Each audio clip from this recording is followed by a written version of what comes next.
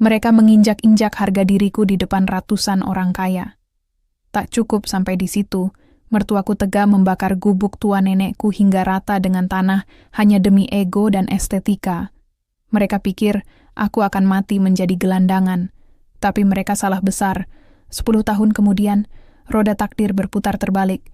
Tepat di atas lantai marmer milikku, kubuat mereka merangkak dan mencium sepatuku. Bagaimana cara Sarah bangkit dari abu kemiskinan dan menghancurkan kesombongan keluarga suaminya tanpa menyentuh hukum fisik. Kisah nyata melodrama dan pembalasan dendam yang luar biasa ini akan menguras emosi Anda di setiap detiknya. Sebelum kita masuk ke babak pertama, pastikan Anda klik tombol subscribe sekarang juga dan aktifkan lonceng notifikasinya. Jangan sampai Anda melewatkan satu babak pun dari perjalanan emosional yang sangat menegangkan ini. Namaku Sarah. Usiaku baru menginjak 24 tahun ketika aku benar-benar percaya bahwa Tuhan sedang mengirimkan sepotong surga untuk menebus masa lalu yang pekat. Seumur hidup, duniaku hanya berputar di sebuah gubuk reot berukuran 4 kali 6 meter di pinggiran kota. Atap sengnya yang berkarat selalu meloloskan air hujan langsung ke atas lantai tanah yang lembab. Di gubuk itulah, nenek membesarkanku dengan jemari ringkihnya yang tak pernah berhenti menjahit pakaian bekas atau merajut keset dari kain perca. Kami miskin, jenis kemiskinan yang membuat perutmu perih di malam hari dan memaksamu berpura-pura kenyang hanya dengan segelas air hangat. Namun, di dalam gubuk yang dingin itu, pelukan nenek selalu hangat. Dialah satu-satunya alasanku untuk bertahan hidup dan bermimpi bahwa suatu hari nanti, aku akan mengganti dinding bambu lapuk rumah kami dengan bata yang kokoh. Lalu Andi datang. Dia adalah manifestasi dari semua doa yang diam-diam kulangitkan di sela-sela tangis malamku. Andi tampan, mapan, dan lahir dari keluarga dengan garis ekonomi terpandang, sesuatu yang biasanya hanya bisa kulihat di balik layar kaca televisi tetangga. Pertemuan kami terjadi tanpa sengaja di sebuah kedai kopi kecil tempatku bekerja sebagai pelayan paruh waktu.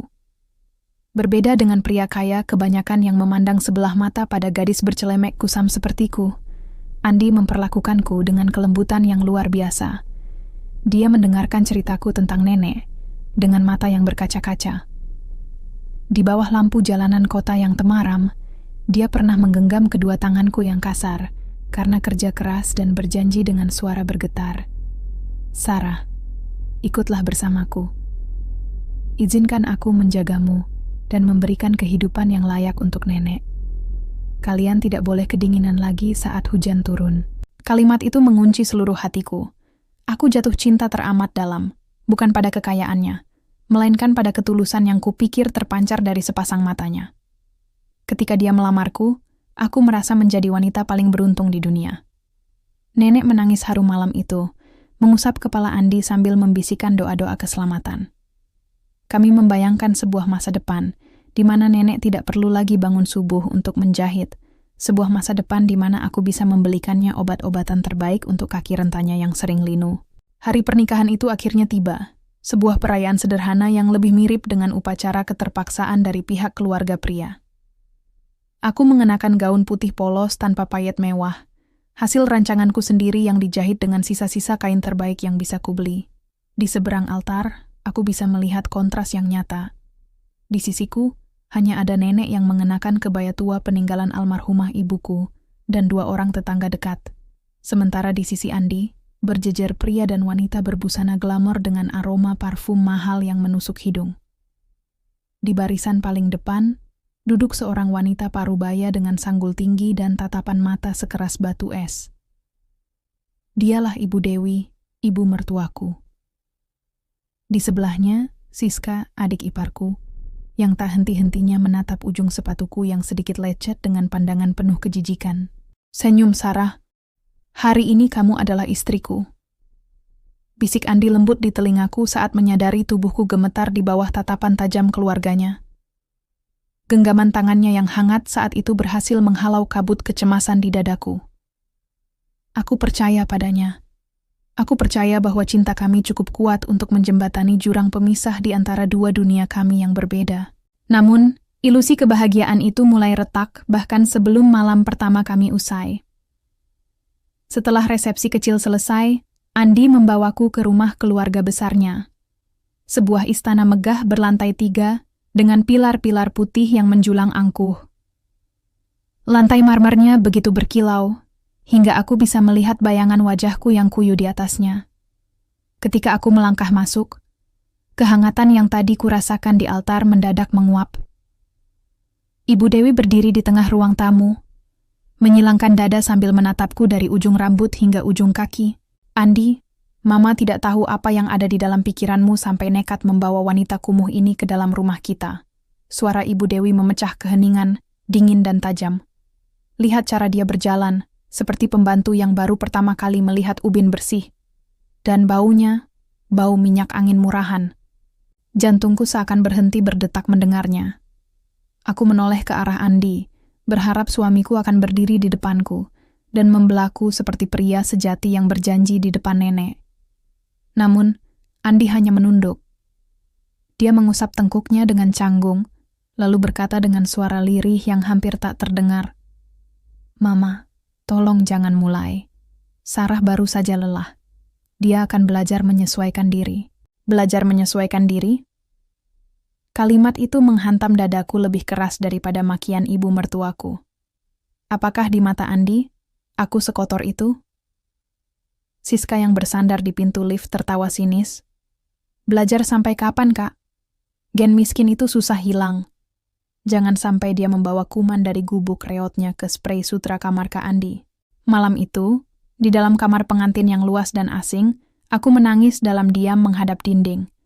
Andi memelukku dari belakang, membisikkan kata-kata maaf yang terasa hambar. "Maafkan Mama dan Siska ya, mereka hanya belum terbiasa denganmu. Beri mereka waktu. Dan soal nenek, sebaiknya kita biarkan nenek tinggal di gubuk dulu untuk sementara waktu, sampai suasana di rumah ini lebih tenang. Aku tidak mau nenek merasa tidak nyaman di sini." Aku tidak membantah. Aku terlalu takut untuk merusak pernikahan yang baru berumur beberapa jam ini. Aku menelan bulat-bulat rasa perih itu, meyakinkan diriku sendiri bahwa ini hanyalah ujian awal. Aku berjanji pada diriku sendiri untuk menjadi istri yang penurut, merawat rumah ini dengan baik, dan membuktikan kepada keluarga Andi bahwa aku layak berada di sini. Aku bersedia menahan badai ego mereka, demi sebuah hari esok, di mana aku bisa menjemput nenek dan membawanya hidup layak bersamaku. Aku tidak pernah tahu bahwa kepatuhanku malam itu adalah awal dari neraka jahanam yang perlahan-lahan akan membakar seluruh martabatku sebagai seorang manusia. Pagi pertama di istana megah itu dimulai sebelum matahari bahkan sempat menyapa ufuk timur. Kebiasaanku digubuk bersama nenek, bangun jam 4 subuh untuk menanak nasi dan merebus air, tidak bisa begitu saja kuhilangkan. Dengan langkah sepelan mungkin, agar tidak menimbulkan suara di atas lantai marmer yang sedingin es, aku turun ke lantai bawah. Aku ingin membuktikan bahwa aku bisa menjadi istri yang berbakti. Aku ingin Ibu Dewi melihat bahwa menantunya ini, meski miskin, tahu cara mengurus rumah dan menghormati keluarga suaminya. Namun, dapur megah keluarga Andi justru membuatku tertegun di ambang pintu. Kompor tanam yang rumit, oven sebesar lemari kecil, dan deretan kulkas 2 pintu berlapis kaca. Semuanya begitu asing dan mengintimidasi. Aku berdiri mematung selama beberapa menit, bingung harus mulai dari mana, sampai Mbak Surti, salah satu asisten rumah tangga di sana, mengejutkanku. Dia memandangku dengan tatapan canggung, serba salah antara ingin menghormatiku sebagai nyonya muda, atau memperlakukanku sebagai sesama pekerja. "Biar saya saja yang kerjakan, Non Sarah," bisiknya pelan, seolah takut dinding-dinding rumah ini ikut mendengar percakapan kami. Sebelum aku sempat menjawab, suara ketukan selop berhak tinggi yang beradu dengan lantai marmer memecah kesunyian. Ibu Dewi sudah berdiri di sana, mengenakan jubah tidur sutra berwarna marun yang anggun. Wajahnya yang tanpa riasan tetap terlihat tegas, angkuh, dan penuh selubung ketidaksukaan. "Surti, biarkan dia." Suara Ibu Dewi memotong udara pagi, dingin tanpa basa-basi. "Dia ingin pamer kerajinan di depan saya. Mari kita lihat apa yang bisa dilakukan oleh wanita pilihan anak saya." Aku menelan ludah yang terasa menyumbat tenggorokan, berusaha mengulas senyum terbaikku, meski dadaku bergemuruh. Selamat pagi, Mama. Sarah mau membuatkan sarapan untuk Andi dan Mama. Ibu Dewi tidak membalas senyumku. Beliau berjalan mendekat, mengambil selembar tisu kain, lalu mengusap permukaan meja konter dapur yang sebenarnya sudah bersih berkilau. Diperiksanya ujung tisu itu dengan mata menyipit penuh selidik. Membuat sarapan? Kamu pikir ini warung kopi pinggir jalan? Ibu Dewi mendengus sinis. Di rumah ini, semua makanan diatur oleh ahli gizi, bukan asal goreng menggunakan minyak jelantah. Lagi pula, lihat caramu memegang pisau. Kasar sekali. Apa di gubuk nenekmu kamu memotong sayur menggunakan bilah bambu? Kalimat itu menusuk tepat di ulu hatiku. Nenek selalu mengajariku memotong sayur dengan rapi, penuh rasa syukur atas setiap butir makanan yang kami miliki. Di sini, di rumah megah ini, rasa syukur itu berganti menjadi penilaian kelas sosial yang kejam. Penderitaanku tidak berhenti di dapur. Siangnya, giliran Siska yang menumpahkan racunnya.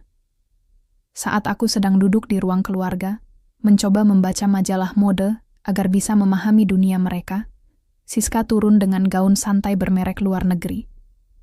Dia berhenti tepat di depanku, berkacak pinggang, lalu tertawa mengejek. Kak Sarah, kamu serius mau pakai daster pasar itu seharian? Tanyanya dengan nada suara yang sengaja dikeraskan, agar didengar oleh para pelayan yang sedang bekerja. Sore ini ada teman-teman arisan Mama yang mau datang. Kalau mereka lihat kamu pakai baju kumal begitu, mereka bisa mengira rumah ini kemasukan gelandangan. Ganti baju sana, malu-maluin Kak Andi saja. Ini baju terbaik yang aku bawa, Siska. Bersih kok, sudah kusetrika. Kalimatku terputus. Bersih tapi murah itu sama saja dengan sampah di rumah ini. Siska mendengus, lalu melengos pergi tanpa memedulikan mataku yang mulai berkaca-kaca. Aku berlari ke kamar, mengunci diri di kamar mandi, dan membiarkan air keran mengalir deras untuk menyamarkan suara tangisanku. Mengapa ruangan seluas ini terasa begitu menyesakkan? Mengapa kasur selembut ini justru membuat seluruh badanku linu karena tekanan batin yang tiada henti? Malam harinya, ketika Andi pulang, aku berharap mendapatkan pelukan hangat yang bisa menyembuhkan luka-luka tak berdarah di hatiku. Saat Andi melepaskan dasinya, aku mendekat, memeluknya dari belakang, dan menumpahkan segala keluh kesahku. Aku bercerita tentang sindiran Ibu Dewi tentang gubuk nenek, dan bagaimana Siska mempermalukanku di depan para pembantu. Andi menghela napas panjang. Dia berbalik, memegang kedua pundakku. Namun tatapan matanya tidak lagi sama seperti saat kami duduk di bawah lampu jalanan dulu. Ada rasa lelah dan sedikit kekesalan yang tersirat di sana. Sarah, tolonglah. Aku baru pulang kerja, kepalaku pusing urusan kantor. Katanya, suaranya terdengar berat dan menjauh. Mama itu orangnya perfeksionis. Beliau cuma mau mendidik kamu agar pantas menjadi pendampingku. Kamu harus paham, lingkaran sosialku itu berbeda dengan lingkungan asalamu. Apa yang Mama dan Siska katakan itu demi kebaikanmu juga. Tolong maklumi mereka ya. Jangan terlalu sensitif. Jangan terlalu sensitif. Kata-kata itu seperti palu yang memukul retakan di hatiku hingga semakin menganga. Andi tidak membelaku. Pria yang dulu berjanji akan menjagaku dari dinginnya hujan, kini membiarkanku basah kuyup oleh badai di rumahnya sendiri. Dia memilih untuk berdiri di zona aman, berlindung di balik kata mendidik untuk membenarkan setiap hinaan yang dilemparkan ibunya. Malam itu, Andi tidur dengan nyenyak di sampingku, sementara aku terjaga hingga fajar kembali menyingsing. Aku berjalan menuju balkon kamar, memandang ke arah kegelapan kota, menerka-nerka di mana letak gubuk nenek berada. Di gubuk yang bocor itu, aku bebas bernapas. Di rumah megah ini, setiap tarikan napas terasa seperti racun yang perlahan-lahan membunuh jiwaku. Aku mulai menyadari, pernikahan ini bukanlah akhir dari penderitaanku, melainkan awal dari sebuah penjarahan harga diri yang terstruktur. 2 minggu telah berlalu sejak malam di mana mimpiku perlahan mulai menguap. Menjadi istri Andi di dalam rumah megah ini, ternyata tak lebih dari menjadi bayangan yang tak diinginkan. Setiap hari berjalan dengan pola yang sama. Sindiran yang dikemas sebagai nasihat dari Ibu Dewi, serta pandangan merendahkan dari Siska. Aku mencoba menutup telinga dan mengeraskan hati. Satu-satunya jangkar yang membuatku tetap bertahan adalah kerinduanku pada nenek. Aku sengaja jarang meneleponnya, bukan karena lupa, melainkan karena aku terlalu takut suaraku yang bergetar akan membongkar seluruh kepalsuan kebahagiaan yang kupamerkan selama ini. Aku ingin nenek mengira bahwa cucunya sedang hidup bahagia bak putri raja. Sore itu, langit di atas kompleks perumahan elite ini tampak mendung, sewarna dengan suasana hatiku. Ibu Dewi menyuruhku berjalan kaki ke toko buah organik yang terletak beberapa ratus meter di luar gerbang kompleks, hanya karena pelayan lupa membeli alpukat kesukaannya. Beliau menolak menyuruh sopir dengan alasan bahwa aku perlu banyak bergerak agar tidak malas seperti orang susah. Aku menerima tugas itu tanpa membantah, menganggapnya sebagai kesempatan langka untuk menghirup udara bebas di luar dinding kastel yang menyesakan ini. Namun, langkah kakiku mendadak terkunci tepat saat aku berjalan melewati halte bus yang berada di dekat gerbang utama kompleks. Di atas bangku semen yang dingin, duduk seorang wanita tua dengan tubuh ringkih yang amat kukenal. Beliau mengenakan kain jarik pudar dan kebaya katun yang warnanya sudah lama mati, pakaian terbaik yang beliau miliki. Rambut putihnya disanggul rapi dengan tusuk konde kayu sederhana. Bahunya yang biasa tegap kini merosot, berguncang pelan diiringi isak tangis yang berusaha ditahannya setengah mati. Di samping kakinya yang bersandal jepit swallow tipis, berserakan beberapa buah lemet singkong yang sudah hancur, bercampur dengan tanah dan debu jalanan. "Nenek?" Pekiku, suaraku melengking membelah sunyinya sore. Aku berlari histeris, menjatuhkan kantong belanjaan alpukat begitu saja ke atas aspal. Aku berlutut di depan wanita tua itu, menggenggam kedua tangannya yang seketika terasa sedingin es. "Nenek, kenapa nenek ada di sini? Kenapa nenek menangis?" Nenek mendongak. Begitu melihat wajahku, air matanya luruh semakin deras. Jemarinya yang gemetar mengusap pipiku dengan sangat hati-hati, seolah-olah aku adalah barang pecah belah. "Sarah, cucuku." Suara nenek serak, tersendat oleh rasa sesak yang tertahan di dadanya. Nenek cuma kangen, Neng. Nenek mau lihat rumah barumu. Nenek sengaja bikin lemet singkong kesukaanmu dari subuh. Sengaja naik angkot ke sini. Terus kenapa nenek gak masuk ke rumah? Kenapa lemetnya hancur begini, Nek? Tanyaku dengan dada yang mulai terasa dihantam ombak kemarahan yang luar biasa. Nenek menggeleng cepat, mencoba menyembunyikan wajahnya yang pias. "Gak apa-apa, Neng. Nenek yang salah. Nenek gak tahu kalau rumah suamimu gak boleh didatangi orang tua macam nenek. Tadi ibu mertuamu dan adik iparmu keluar waktu nenek baru sampai di depan pagar. Mereka bilang, pakaian nenek kotor, bau minyak kayu putih. Mereka takut nenek bawa kuman ke dalam rumah." Nenek terisak lagi, meremas ujung kebayanya. "Siska." Dia merebut rantang plastik yang nenek bawa, lalu membuangnya ke tempat sampah besar di depan pagar. Nenek mau ambil lagi buat dibawa pulang, tapi diusir sama satpam. "Nenek malu, Sarah. Nenek gak bermaksud bikin kamu malu." Mendengar penuturan itu, seolah ada sesuatu yang meledak di dalam kepalaku. Dadaku bergemuruh hebat, rasanya seperti terbakar. Mereka boleh menghinaku, mereka boleh menganggapku pembantu, tapi menyaksikan wanita suci yang telah mengorbankan seluruh hidupnya untuk membesarkanku diperlakukan seperti seonggok sampah. Itu adalah batas yang tidak akan pernah kubiarkan mereka langgar. "Nenek gak salah. Nenek gak pernah bikin Sarah malu," kataku dengan suara bergetar menahan tangis. Aku menyeka air mata nenek, lalu segera memesan taksi daring untuk mengantarnya pulang ke gubuk. Aku tidak bisa membiarkan nenek tinggal di sini lebih lama lagi, bukan karena aku malu, melainkan karena aku tahu rumah itu adalah sarang monster yang siap mengoyak harga diri nenekku lagi. Setelah memberikan seluruh uang tunai yang kupunya di dalam dompet dan memastikan nenek aman di dalam taksi, aku berbalik arah. Aku berjalan kembali menuju rumah megah itu dengan langkah yang tidak lagi ragu. Ketakutan yang selama 2 minggu ini membelengguku lenyap, digantikan oleh bara amarah yang menyala-nyala. Begitu pintu jati besar rumah itu kubuka, aku langsung mendapati Ibu Dewi dan Siska sedang duduk santai di sofa ruang tamu sambil menikmati teh sore. Mereka menatapku dengan pandangan malas, seolah kedatanganku hanya mengganggu pemandangan mereka. "Mana alpukatnya, Sarah? Kenapa tanganmu kosong?" tanya Ibu Dewi dengan nada menuntut yang angkuh. Kenapa Mama dan Siska tega memperlakukan nenek saya seperti itu? Aku tidak menjawab pertanyaannya. Suaraku meninggi, bergaung di langit-langit ruang tamu yang luas. Aku berdiri tegak di depan mereka, menuntut penjelasan dengan mata yang menyalang merah. Siska meletakkan cangkir tehnya dengan dentang keras di atas meja kaca. "Heh, berani ya kamu bentak-bentak Mama? Nenekmu itu nggak tahu diri.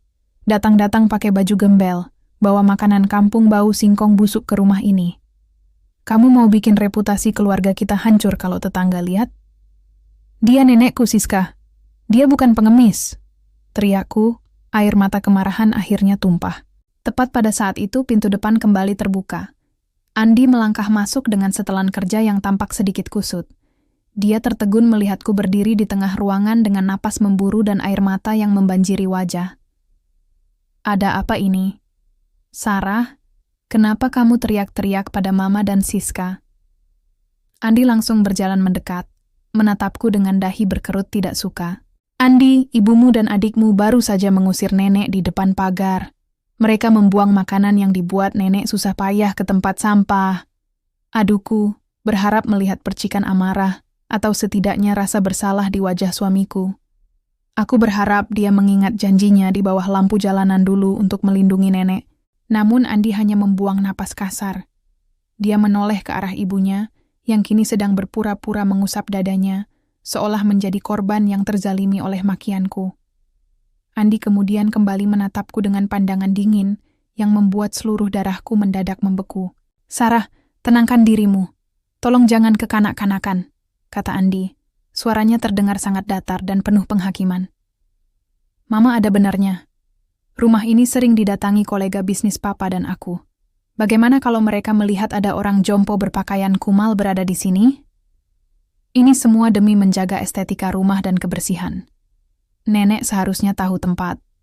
Lagi pula, aku kan sudah bilang, biarkan nenek tinggal di gubuk dulu sementara waktu demi kebaikan bersama. Kamu jangan keras kepala. Estetika rumah dan kebersihan." Kata-kata itu keluar dari mulut pria yang dulu menangis mendengar kisah perjuangan nenek. Kata-kata itu diucapkan oleh suamiku, pria yang berjanji akan menjauhkan kami dari dinginnya hujan. Detik itu juga, aku mendengar suara sesuatu yang hancur berkeping-keping di dalam dadaku. Itu adalah sisa-sisa rasa hormat dan cintaku pada Andi, yang kini telah hancur total, menjadi debu yang tak berbekas. Di rumah megah berpilar putih ini, martabat seorang manusia dinilai dari pakaian dan estetika, dan suamiku telah memilih untuk menjadi bagian dari monster yang menginjak-injak harga diri keluargaku. Sebulan setelah insiden di halte bus itu, aku hidup seperti robot di dalam rumah megah keluarga Andi. Aku memilih diam, berhenti mengadu, dan berhenti berharap suamiku akan berdiri sebagai pelindungku. Aku bertahan hanya karena satu hal. Aku mengumpulkan sisa-sisa kekuatanku sebelum benar-benar melangkah pergi. Namun malam itu, Tuhan seolah ingin menunjukkan padaku bahwa batas kesabaranku harus dihancurkan sampai ke dasar yang paling dalam. Malam itu, kediaman keluarga besar Andi disulap menjadi tempat pesta yang luar biasa mewah. Ratusan lampu kristal berkilauan, musik klasik mengalun lembut, dan halaman rumah dipenuhi deretan mobil mewah milik kerabat, serta kolega bisnis papa mertuaku. Semua orang mengenakan pakaian terbaik mereka. Sementara aku, beberapa jam sebelum pesta dimulai, Siska melemparkan selembar gaun ke atas tempat tidurku. Gaun satin berwarna hijau lumut yang ukurannya terlalu longgar, pudar, dan berbau apek karena terlalu lama disimpan di gudang. "Pakai ini," perintah Ibu Dewi yang berdiri di ambang pintu kamar bersama Siska. "Jangan mimpi mau dibelikan gaun baru. Pakai baju apapun, pembantu tetap akan terlihat seperti pembantu. Malam ini, tugasmu bukan duduk sebagai nyonya. Bantu para pelayan di dapur. Pastikan gelas-gelas kristal tidak ada yang bernoda. Jangan bikin malu keluarga kami." Aku menatap pantulan diriku di cermin. Gaun itu membuatku terlihat kusam dan jomplang di tengah kemegahan kamar ini. Namun, aku tidak membantah. Aku turun ke dapur bawah, membiarkan jemariku yang mulai kasar mencuci ratusan piring, dan menyiapkan nampan-nampan berisi minuman mahal. Di dapur, aku bisa mendengar tawa renyah para tamu dari ruang utama. Tawa yang terasa sangat asing bagi jiwaku yang kian meranggas. "Sarah, bawa nampan minuman ini ke depan. Pelayan yang lain sedang sibuk di halaman," seru Ibu Dewi dari arah pintu dapur, menatapku dengan pandangan menuntut. Aku mengangkat nampan perak berat yang berisi belasan gelas kristal dengan cairan koktail berwarna merah menyala. Dengan langkah hati-hati dan kepala tertunduk, aku melangkah memasuki ruang pesta. Atmosfer di sana begitu mengintimidasi. Wanita-wanita dengan perhiasan berlian memancarkan aroma parfum yang mencekik leher, sementara para pria berjas rapi mengobrol dengan angkuh. Aku melihat Andi berdiri di tengah-tengah lingkaran sepupu dan kerabat dekatnya. Dia terlihat begitu bersinar, tertawa lepas memegang segelas sampahnya, seolah-olah dia tidak pernah memiliki seorang istri miskin yang sedang menderita di rumah ini. Aku berjalan mendekati kerumunan keluarga Andi untuk menyajikan minuman. Saat aku melangkah melewati Siska yang sedang asik mengobrol dengan sepupunya, aku melihat ujung sepatunya sengaja bergerak maju, menghalangi jalur jalanku. Prang! Segalanya terjadi begitu cepat. Tubuhku kehilangan keseimbangan. Nampan perak di tanganku terlepas, mengirimkan belasan gelas kristal jatuh menghantam lantai marmer putih, hancur berkeping-keping. Cairan merah pekat itu memuncrat hebat, mengotori bagian bawah gaun kusamku, dan mencoreng lantai yang bersih. Kebisingan di aula besar itu mendadak senyap. Musik klasik seolah berhenti mengalun, digantikan oleh ratusan pasang mata yang kini tertuju padaku dengan tatapan benci, terkejut, dan jijik. "Astaga, ceroboh sekali!" Pekik seorang wanita paruh baya, bibi dari Andi, sambil buru-buru menarik gaun sutranya agar tidak terkena cipratan. Dia menatapku dari atas ke bawah, lalu menoleh ke arah Andi dengan dengusan sinis. "Istrimu ini kumuh sekali, Andi. Walau cantik tapi tak guna, cuma seperti pembantu saja. Kenapa bisa ada perempuan selevel ini di pesta terhormat kita?" Air mataku langsung merebak di pelupuk mata. Rasa malu yang teramat sangat mencengkeram dadaku, hingga aku sulit bernapas. Aku berlutut di atas pecahan kaca, mencoba memunguti serpihan kristal dengan tangan telanjang yang mulai gemetar. Aku menoleh ke arah Andi, menatapnya dengan pandangan memohon, berharap ada secuil rasa iba di hatinya untuk membantuku berdiri dari kubangan penghinaan ini. Namun Andi justru melangkah maju dengan wajah yang memerah padam karena murka dan malu. Alih-alih membantuku, dia justru tertawa hambar, sebuah tawa yang terdengar sangat kejam di telingaku. Dia menatap kerabatnya, lalu menunjuk ke arahku dengan pandangan penuh penghinaan. "Oh, wanita ini," kata Andi dengan suara keras, memastikan semua orang di ruangan itu mendengarnya. Aku terpaksa menolongnya agar bisa menghirup udara bersih di sini. Kasihan, dia dulu tinggal di gubuk reot neneknya yang hina itu. Maklum, mental babu memang susah hilang. Kalimat itu bergaung di kepalaku, menghantam jantungku hingga rasanya berhenti berdetak. Hatiku yang selama ini sudah penuh dengan retakan, detik itu juga hancur lebur menjadi debu. Pria yang dulu berlutut memohon cintaku, kini menginjak-injak harga diriku demi menjaga gengsinya di depan keluarga besarnya. "Apalagi yang kamu lihat? Bersihkan lantai ini sekarang.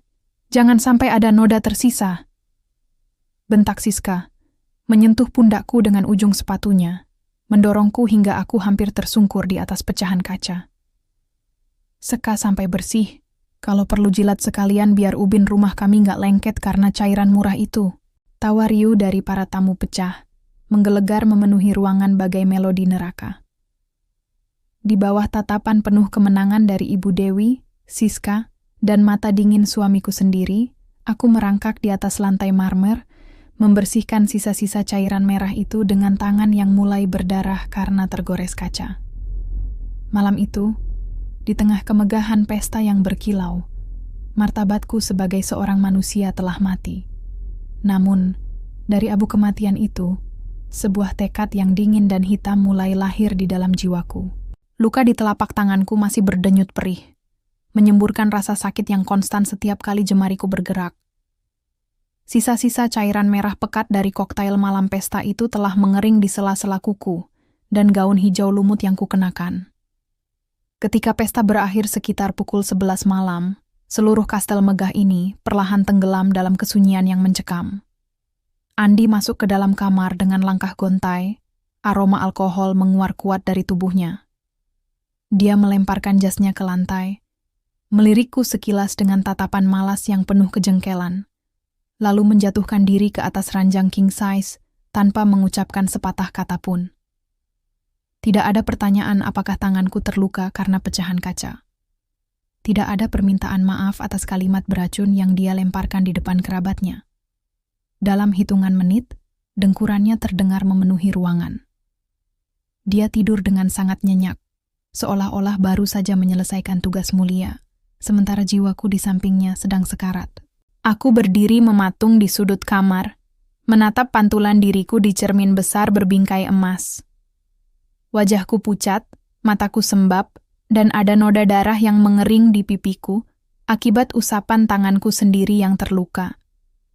Aku melihat jam dinding yang berdetak konstan. Jarum pendeknya perlahan bergerak lurus ke atas, mendekati angka 12. Malam ini, tepat jam 12 malam, aku memutuskan bahwa riwayat Sarah sebagai budak di rumah ini telah selesai. Rasa sakit yang kurasakan sejak sebulan lalu kini tidak lagi berbentuk air mata yang mendesak keluar. Tangisanku telah habis di atas lantai marmer saat aku merangkak memunguti pecahan kaca tadi.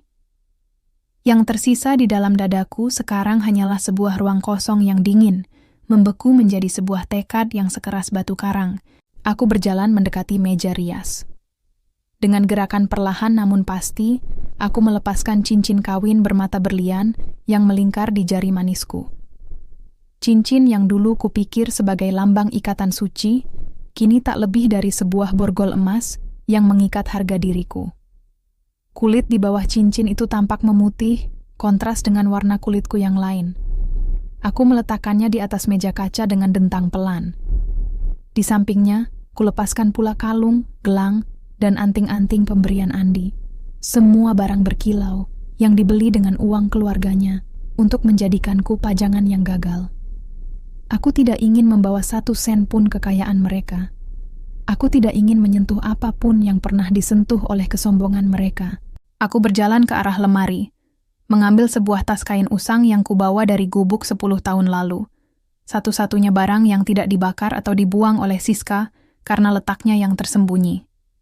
Di dalamnya, aku hanya memasukkan beberapa pasang pakaian lamaku yang kusam, sepasang sandal jepit tua, dan selembar kartu identitas diri. KTP-ku. Hanya itu modal yang kupunya untuk memulai kembali hidupku dari nol. Tepat saat jarum jam menyatu di angka 12 malam, aku memutar handle pintu kamar selembut mungkin. Suara klik kecil terdengar, namun Andi tidak terusik sedikit pun dari tidurnya. Aku melangkah keluar, menutup pintu di belakangku, dan berjalan menyusuri koridor lantai 2 yang gelap. Langkah kakiku tanpa alas, sengaja kulakukan agar tidak menimbulkan suara di atas marmer yang sedingin es. Setiap kali ubin dingin itu menyentuh telapak kakiku, ingatan tentang cemoohan keluarga Andi berputar kembali di kepalaku, memperkuat setiap langkah yang kuambil. Aku menuruni tangga utama, melewati ruang pesta yang kini sudah bersih kembali berkat kerja keras para pelayan hingga larut malam. Kastel ini kembali terlihat sempurna, angkuh, dan tak tersentuh. Aku membuka pintu jati besar di lantai bawah dengan hati-hati. Begitu tubuhku melewati ambang pintu, angin malam yang menusuk tulang langsung menyergap kulitku. Alih-alih menggigil, aku justru menghirup napas sedalam-dalamnya. Untuk pertama kalinya dalam berbulan-bulan, paru-paruku tidak terasa sesak. Udara malam ini, meski dingin, terasa begitu bersih dan membebaskan. Aku berjalan membelah kegelapan kompleks perumahan elit itu. Jalanan begitu sepi, hanya diterangi oleh lampu-lampu taman yang mewah di setiap sudut rumah. Di pos penjagaan gerbang utama, Pak Satpam yang bertugas sempat menatapku dengan pandangan bingung dan iba melihat penampilanku yang acak-acakan membawa tas kain usang di tengah malam. Namun, aku tidak memedulikannya. Aku terus berjalan tegak, menembus batas gerbang, meninggalkan dunia penuh kepalsuan itu di belakang punggungku. Perjalanan menuju gubuk nenek memakan waktu hampir 2 jam dengan berjalan kaki.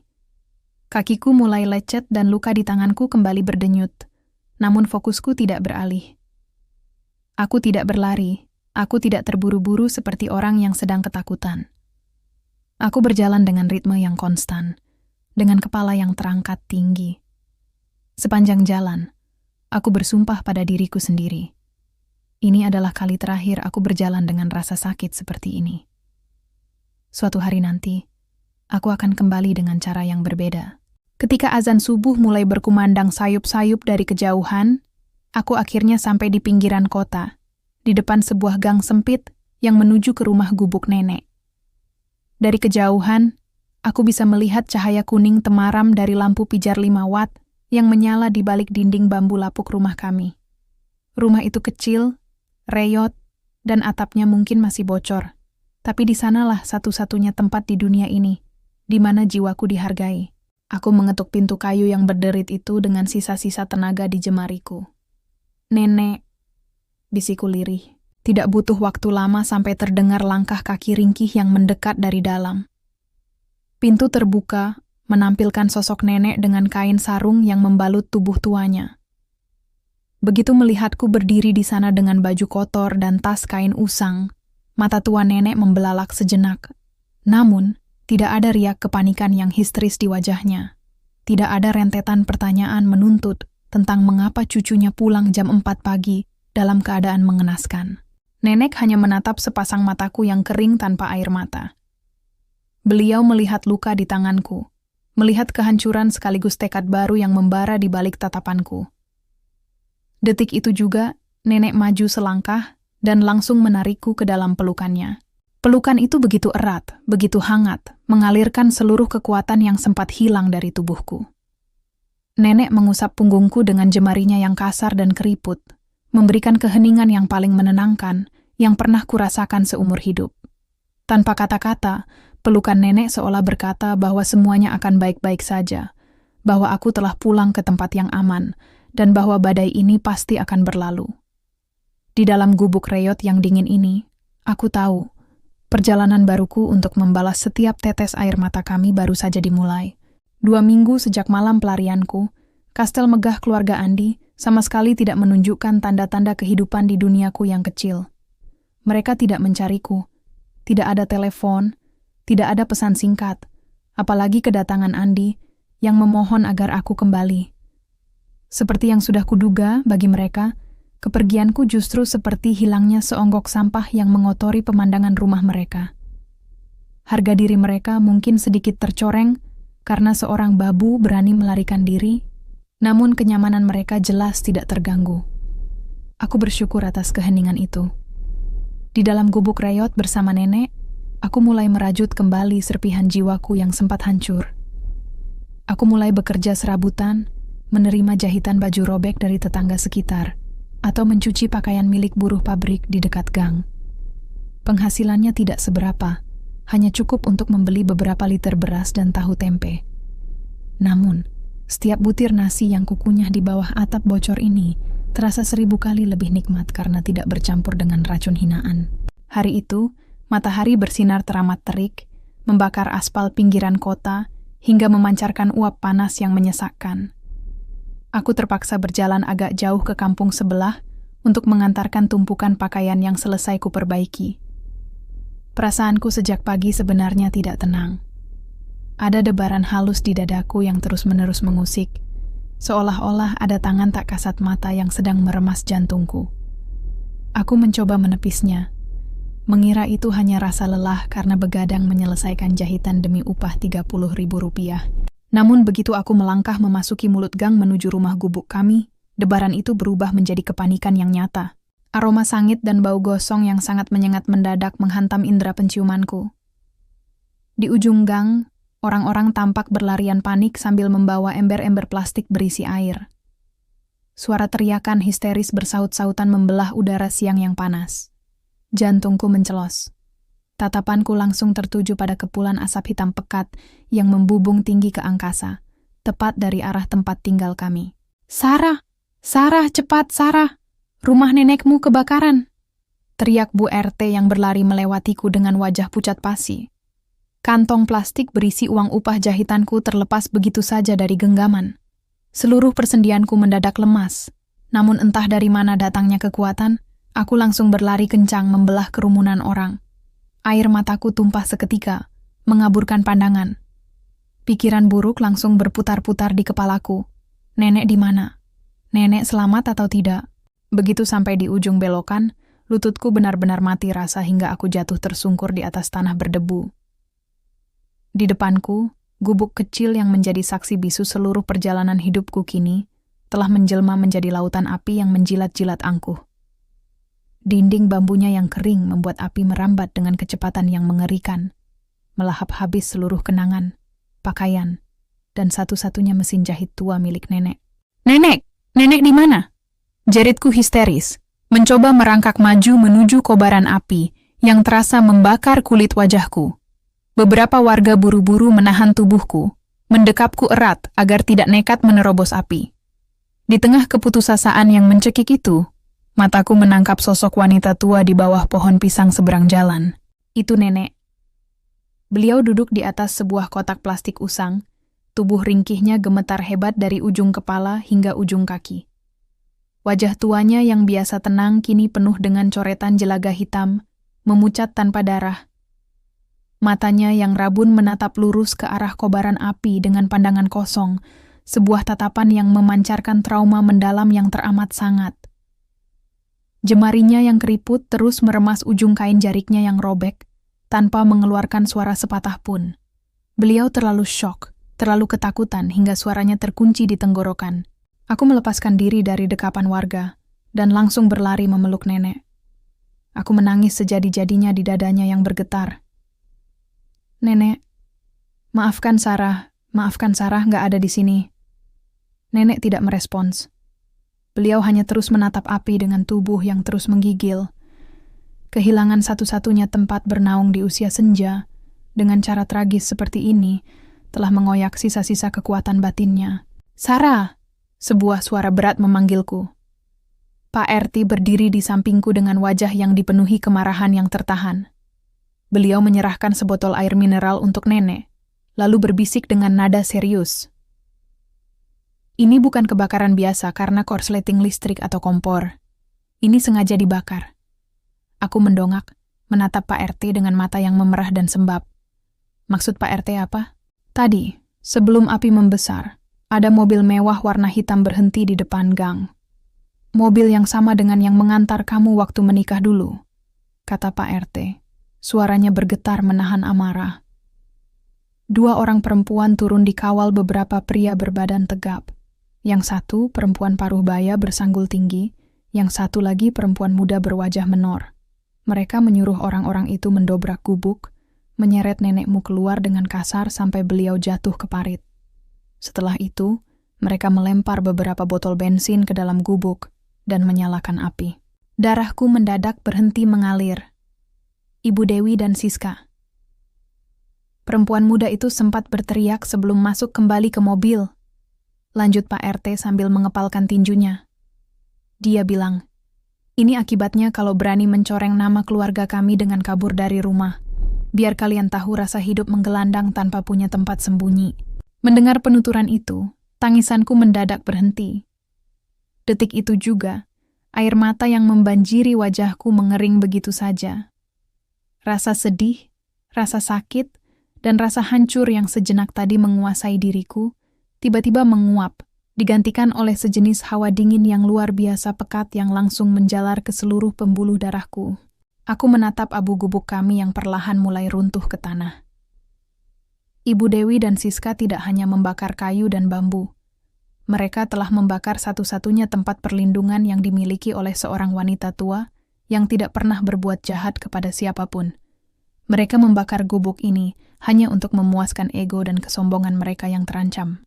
Aku memeluk tubuh nenek yang masih gemetar, lalu menatap lurus ke arah sisa-sisa api yang mulai meredup. Di atas abu yang beterbangan seperti salju hitam di siang hari yang terik itu, aku mengucapkan sebuah sumpah yang tertanam kuat di dalam dasar sukmaku.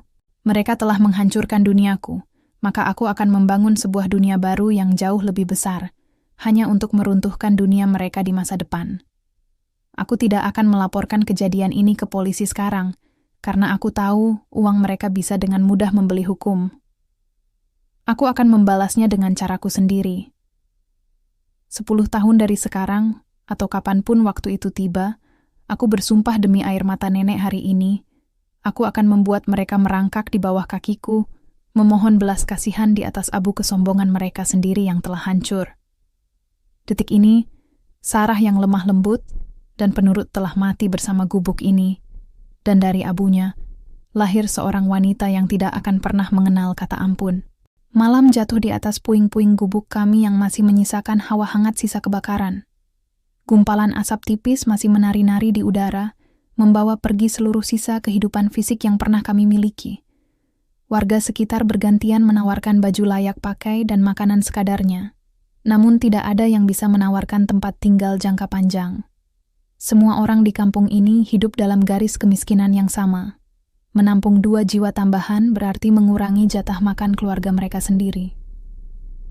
Aku duduk di tepi jalan, berbantalkan tas kain usang yang sempat kuselamatkan saat kabur dari rumah Andi, mendekap nenek yang matanya masih menatap kosong ke arah kegelapan.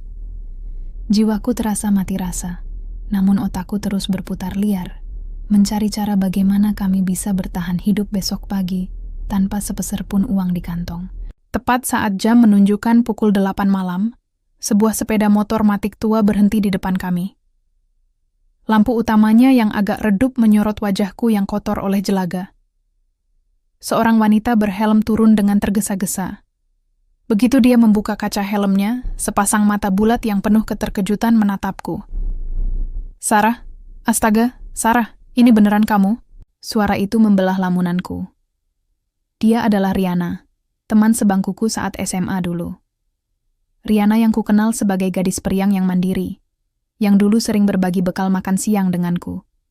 Kami kehilangan kontak sejak aku menikah dengan Andi dan tenggelam dalam sangkar emas yang menyiksa itu.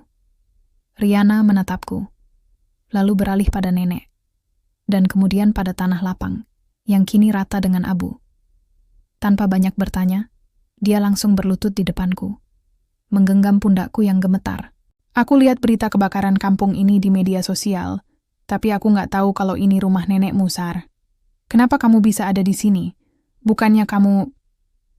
Riana menggantung kalimatnya, menyadari bahwa penampilanku sama sekali tidak mencerminkan seorang istri pria kaya.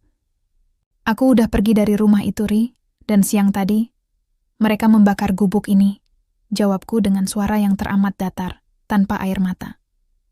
Kesedihanku telah membeku menjadi energi lain yang lebih pekat. Riana tidak mendesakku untuk bercerita lebih dalam.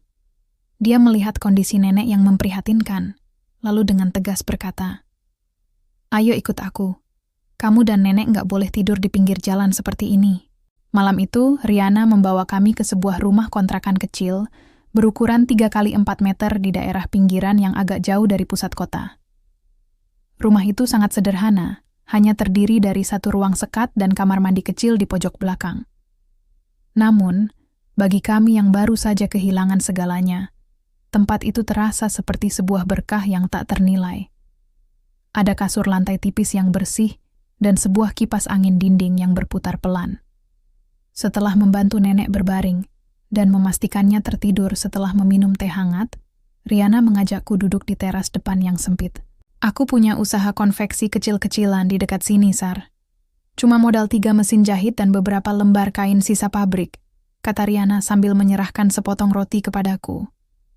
"Kalau kamu nggak keberatan, kamu bisa tinggal di sini dulu. Aku yang bayar kontrakannya untuk 3 bulan ke depan. Tapi, kamu harus bantu aku di tempat konveksi. Kamu mau?" Aku menatap Riana dengan rasa haru yang luar biasa. Di saat lingkaran sosial suamiku yang bergelimang harta menginjak-injakku seperti cacing, seorang teman lama yang hidup pas-pasan justru mengulurkan tangannya tanpa pamrih. "Aku mau, Ri. Aku bakal kerja apa aja. Tolong ajari aku," kataku dengan nada penuh penekanan. "Aku tidak hanya butuh pekerjaan untuk bertahan hidup. Aku butuh batu loncatan untuk membangun fondasi pembalasanku." Keesokan harinya, perjalanan baruku dimulai.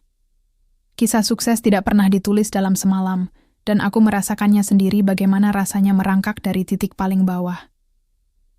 Hari-hari pertamaku di konveksi Rihanna dipenuhi dengan peluh dan rasa frustrasi.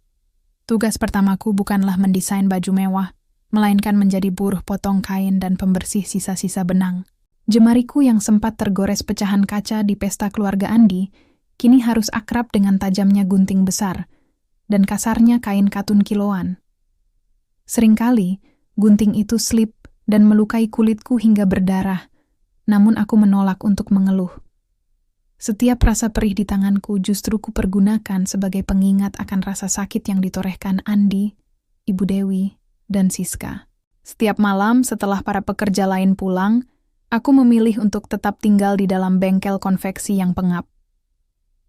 Di bawah pendar lampu neon yang berkedip-kedip, aku mulai belajar mengoperasikan mesin jahit obras, memahami pola potong yang efisien, dan mempelajari karakteristik berbagai jenis bahan kain. Aku meminjam majalah-majalah mode usang milik Rihanna, mencatat tren pasar yang sedang digemari, dan mencoba menggambar sketsa pakaian di balik kertas-kertas bekas nota penjahit. Mataku seringkali memerah karena kekurangan tidur, dan seluruh badanku terasa remuk setiap kali aku merebahkan diri di samping nenek pada 1/3 malam. Namun di tengah badai kerja keras itu, sebuah keajaiban kecil mulai terjadi. Nenek yang selama minggu pertama hanya diam mematung di sudut kontrakan, perlahan-lahan mulai menunjukkan tanda tahan pemulihan. Tatapan kosongnya mulai berganti dengan binar kehidupan setiap kali melihatku pulang membawa sebungkus nasi padang hasil upah lemburku. Suatu sore, aku mendapati nenek sedang mencoba menyapu lantai kontrakan kami yang sempit dengan sapu lidi pendek. Beliau tersenyum kecil ke arahku, sebuah senyuman yang sudah lama hilang sejak tragedi abu itu. Melihat senyuman nenek kembali, hatiku yang membeku perlahan dihangatkan oleh rasa syukur. Aku tahu jalan di depanku masih teramat panjang dan berliku. Aku masih berada di dasar jurang, sementara musuh-musuhku sedang tertawa di atas puncak kastel mereka. Namun, berdiri di dalam konveksi kecil ini, memegang selembar kain yang baru selesai kujahit, aku tahu bahwa waktu sedang berjalan berpihak padaku. Aku akan belajar, aku akan menyerap semua ilmu yang ada, dan aku akan memastikan bahwa setiap peluh yang menetes dari tubuhku hari ini akan menjadi mata uang yang akan membayar tuntas semua air mata kami di masa depan. 10 tahun. Bagi sebagian orang, angka itu mungkin hanyalah deretan digit yang berganti di atas kalender. Namun bagiku, 10 tahun adalah sebuah keabadian yang ditempa oleh lecet di jemari, perih di mata karena kurang tidur, dan transformasi jiwa yang radikal. Waktu tidak menyembuhkan luka-lukaku. Waktu hanya mengubah rasa sakit itu menjadi bahan bakar yang menggerakkan setiap jengkal hidupku. Di bawah bimbingan Rihanna dan dengan tekad yang membara di dada, aku tidak lagi sekadar bertahan hidup. Aku sedang mendaki keluar dari jurang kehinaan. Tahun-tahun pertama di konveksi adalah sekolah kehidupan yang sesungguhnya. Aku menolak menjadi pekerja biasa. Setelah menguasai teknik menjahit dasar, aku mulai menantang diriku untuk mempelajari manajemen bisnis, membaca pergerakan pasar, dan memahami psikologi konsumen. Ketika tren belanja digital mulai meledak, aku adalah orang pertama yang mendesak Rihanna untuk mengalihkan fokus kami dari sekadar menerima jahitan borongan menjadi memproduksi brand pakaian sendiri. Aku melihat peluang bahwa wanita modern membutuhkan pakaian yang tidak hanya nyaman, tetapi juga memancarkan rasa percaya diri dan kekuatan, sesuatu yang selama ini dirampas dariku. Aku belajar mendesain secara otodidak.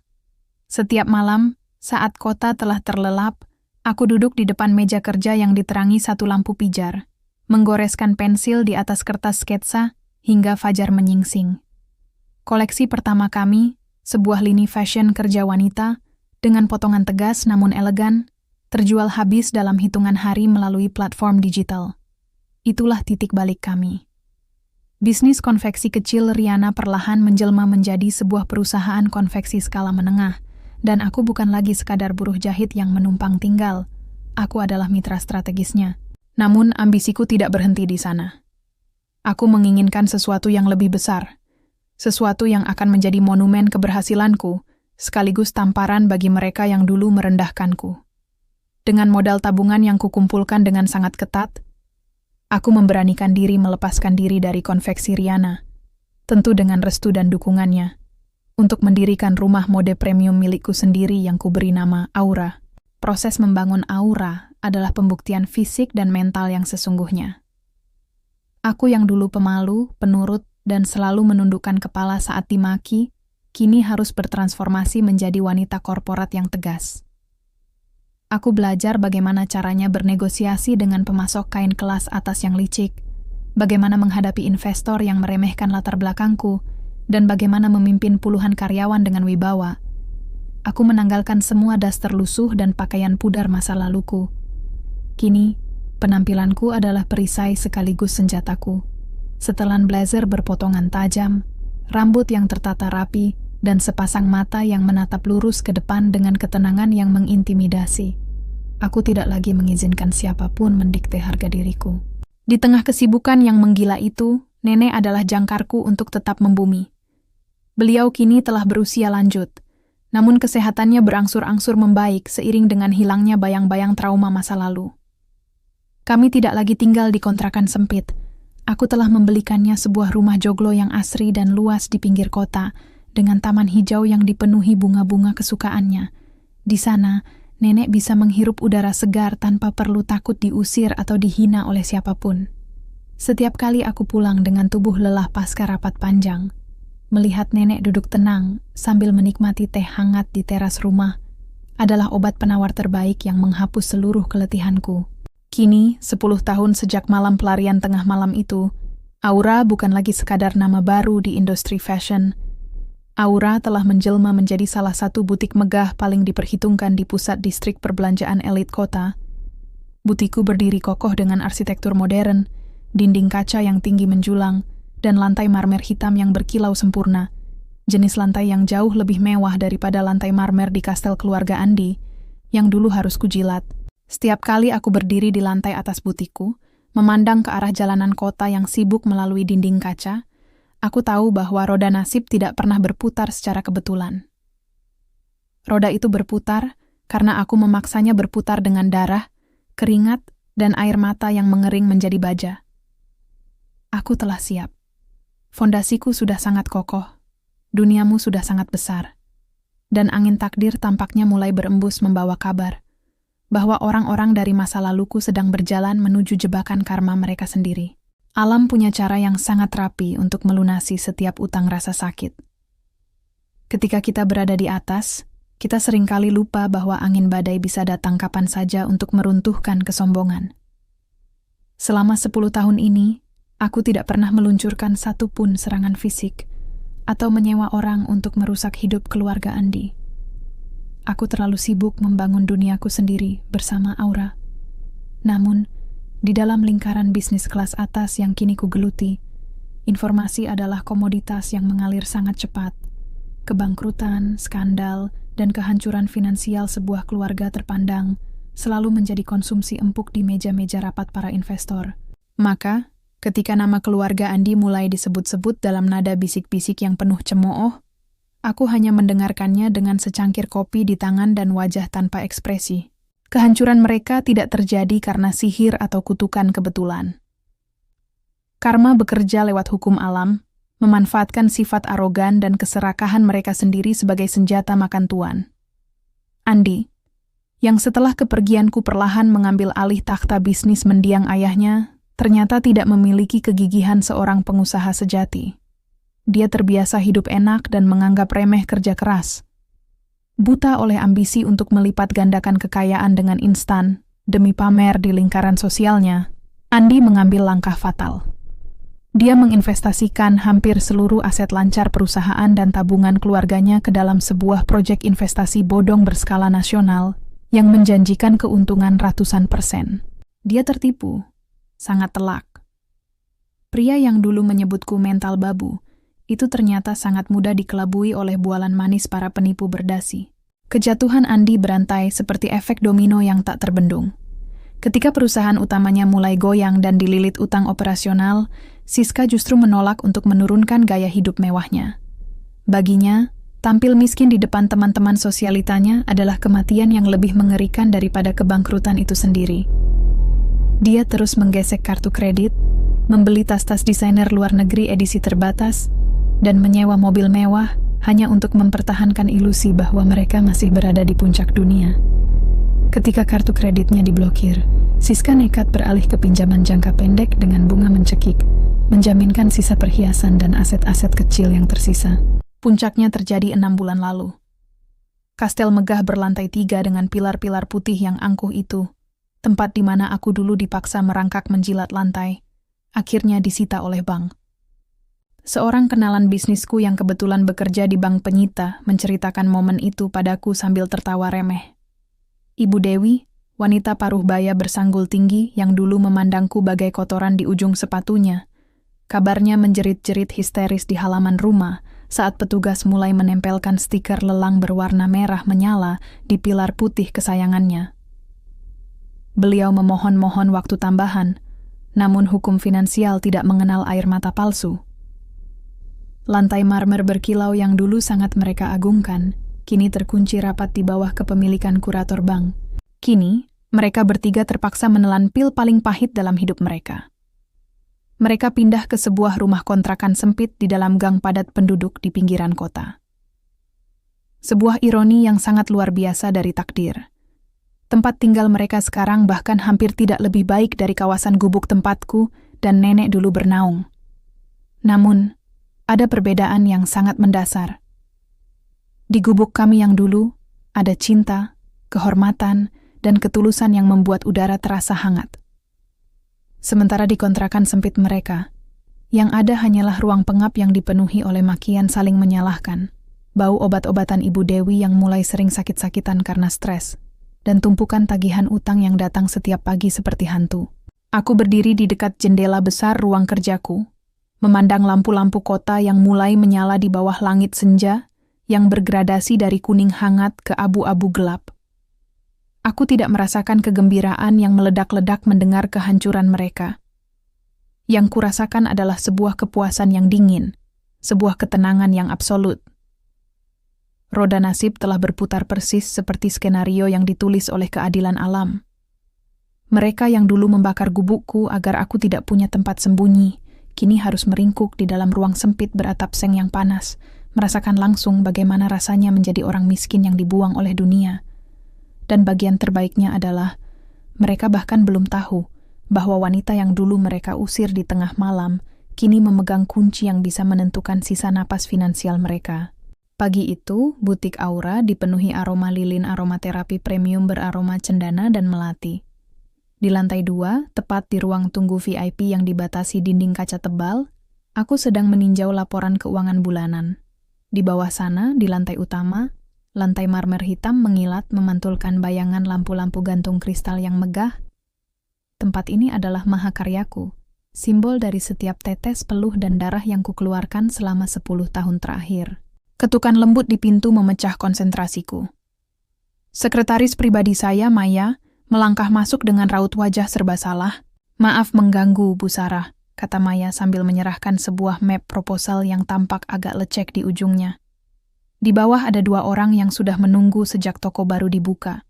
Mereka tidak punya janji temu, tapi mereka memohon-mohon untuk bertemu pemilik butik. Katanya mereka ingin mengajukan proposal kemitraan atau bantuan dana darurat dari program sosial butik kita. Mereka mengaku sebagai mantan pengusaha tekstil yang sedang kolaps. Aku melirik sekilas nama yang tertera di pojok map proposal tersebut. Andi Perkasa. Jantungku berdegup 1 kali dengan kencang, bukan karena takut, melainkan karena rasa takjub akan betapa presisinya cara semesta bekerja. 10 tahun berlalu, dan nama itu kembali hadir, tidak lagi di atas kertas undangan mewah, melainkan di atas map proposal usang yang mengemis bantuan. "Bawa mereka ke ruang tunggu eksekutif saya, Maya. Beri mereka minum," kataku dengan suara yang teramat tenang. Maya mengangguk patuh lalu undur diri. Aku berdiri, merapikan blazer satin hitamku, dan menatap pantulan diriku di cermin. Tidak ada lagi Sarah yang rapuh dengan gaun hijau lumut yang longgar dan kotor. Yang ada di cermin adalah seorang wanita mandiri yang berkuasa, yang tatapan matanya sanggup mengunci nyali siapapun. Aku melangkah keluar. Suara ketukan sepatu hak tinggiku beradu dengan lantai marmer. Bergaung ritmis. persis seperti suara selop Ibu Dewi 10 tahun lalu saat mendatangi dapur untuk menghinaku. Begitu aku memutar handle pintu ruang tunggu eksekutif, sepasang manusia yang duduk di sofa kulit premium langsung menoleh ke arah pintu. Waktu benar-benar telah merampas segalanya dari mereka. Andi duduk dengan kemeja yang ukurannya terlalu besar untuk tubuhnya yang kini kurus dan kuyu. Kerah kemejanya sedikit menguning, dan tidak ada lagi jam tangan mewah yang dulu selalu dipamerkannya. Di sebelahnya, Ibu Dewi duduk menyusut. Wanita yang dulu berkuasa dengan sanggul tinggi dan tatapan sedingin es itu, kini tampak seperti wanita tua yang rapuh. Rambutnya beruban tak beraturan. Wajahnya dipenuhi kerutan kecemasan, dan dia mengenakan blus murah yang warnanya sudah pudar.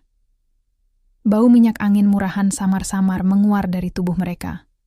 Bau yang dulu pernah mereka sebut sebagai bau kemiskinan saat menciumnya dari tubuh nenek. Saat tatapan mata kami bertemu, waktu seolah berhenti. Andi seketika berdiri dari sofanya.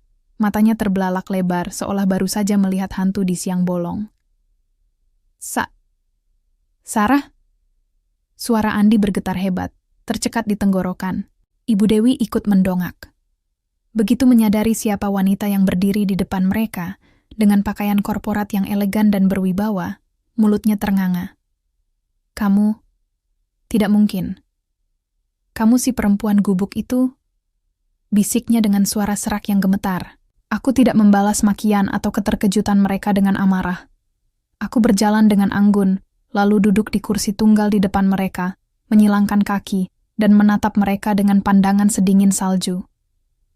"Yah, ini aku Andi, Ibu Dewi," kataku, suaraku mengalir tenang tanpa riak emosi.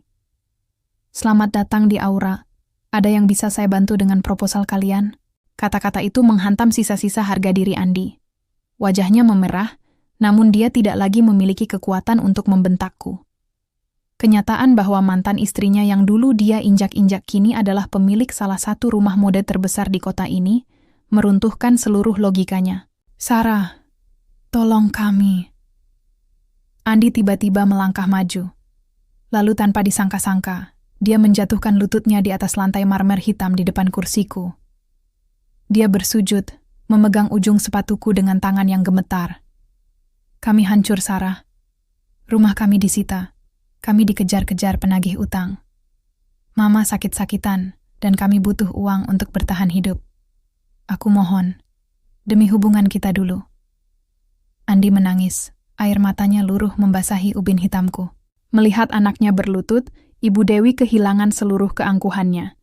Ketakutan akan kelaparan dan hidup menggelandang mengalahkan egonya yang setinggi langit. Dengan tubuh yang gemetar, wanita tua itu bergeser turun dari sofa. Dia ikut menjatuhkan diri, berlutut di atas lantai marmer, menyatukan kedua telapak tangannya di depan dada, memohon kepadaku, "Sarah, Mama minta maaf, Mama salah." Isak Ibu Dewi. Air matanya menghapus sisa-sisa bedak murah di wajahnya. "Mama yang menyuruh orang membakar gubuk nenekmu dulu. Mama yang jahat. Tolong ampuni kami, Sarah. Tolong bantu Andi. Jangan biarkan kami hidup menggelandang." Aku memandang dua manusia yang sedang bersujud di bawah kakiku. 10 tahun lalu, di bawah lampu pesta yang berkilau, aku merangkak di atas marmer putih mereka, memunguti pecahan kaca dengan tangan berdarah, sementara mereka tertawa terbahak-bahak. Hari ini, di atas marmer hitam milikku, mereka berdua merangkak dan menangis, memohon belas kasihan dari orang yang sama yang pernah mereka sebut sebagai babu. Roda nasib telah berputar sempurna, mengembalikan setiap tetes air mata dan hinaan tepat ke wajah para pelakunya. Di atas marmer butik ini, puncak pembalasan dendamku telah tunai, bukan dengan kekerasan, melainkan dengan kenyataan pahit yang harus mereka telan bahwa aku telah menang, dan mereka telah kalah telak. Aku memandangi dua tubuh yang masih bersujud di atas lantai marmer hitam milikku.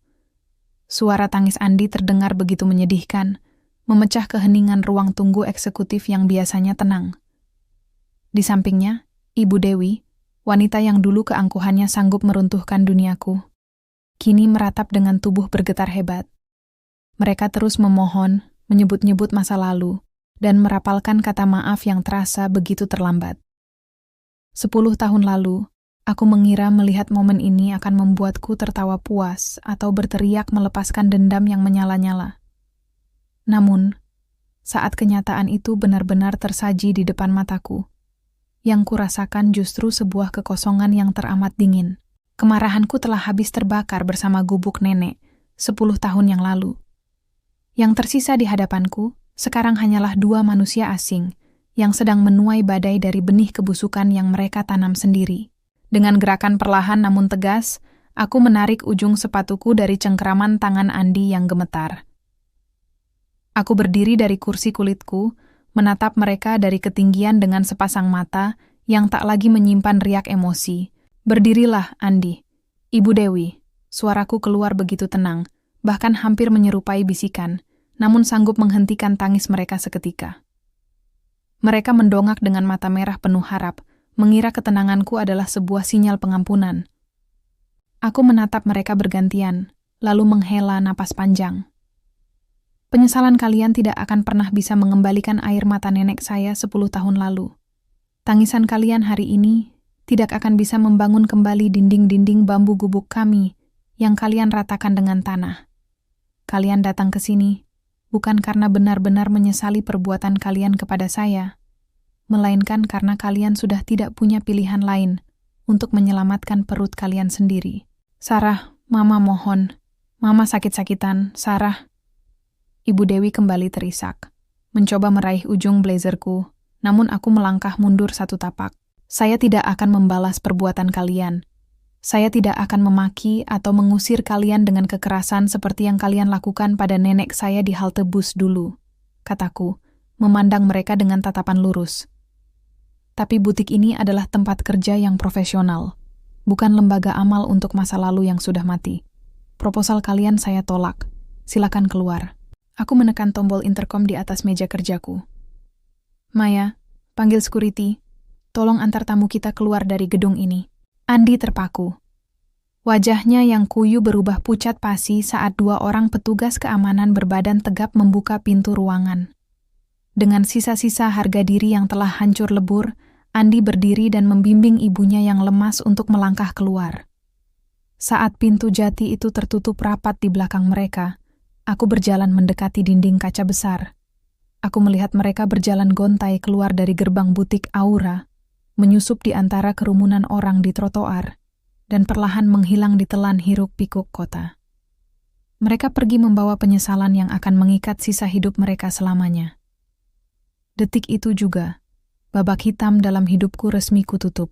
Sore harinya, aku meninggalkan keriuhan distrik bisnis. Aku mengendarai mobilku menuju pinggiran kota, tempat di mana duniaku yang sesungguhnya berada. Sebuah rumah joglo kayu yang asri dan luas berdiri kokoh di bawah naungan pohon-pohon rindang.